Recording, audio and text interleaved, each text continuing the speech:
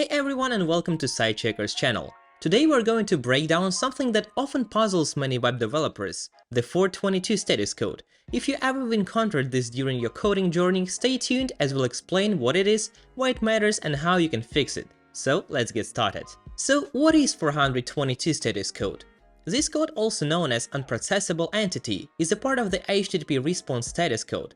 Unlike the more commonly known codes like 404 not found, the 422 is special. It's used when the server understands the type of content in a request but can't process it further. Imagine you're speaking a language that someone understands, but what you are saying doesn't make sense to them. That's kind of what's happening here with the server and your request. So why it is an important issue? In web development, clear communication between a client, like your browser, and the server is a key. The 422 status code is crucial, especially when working with the RESTful APIs, which are the set of rules for how computers talk to each other over the web. This error helps developers to understand that their request was okay in format, but there was something wrong with the content. It's like a helpful nudge to look closer at what you are sending to the server. Now onto the main event. How do you fix 422 error? The solution lies in understanding the data you are sending to the server.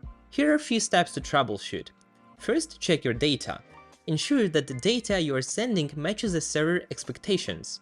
This could be in terms of data types, required fields, or data formatting. Validation rules. Sometimes servers have specific rules for processing requests. Make sure your data follow these rules.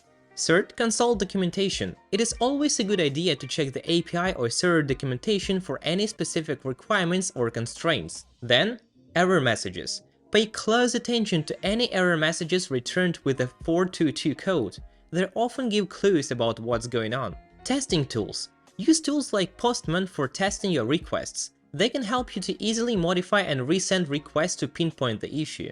Or seek help. If you're still stuck, don't hesitate to ask for help from developers community or refer to forums like Stack Overflow. Remember, fixing a 244 error is all about understanding and aligning with the server's expectations. And there you have it, a simple breakdown of the 422 status code.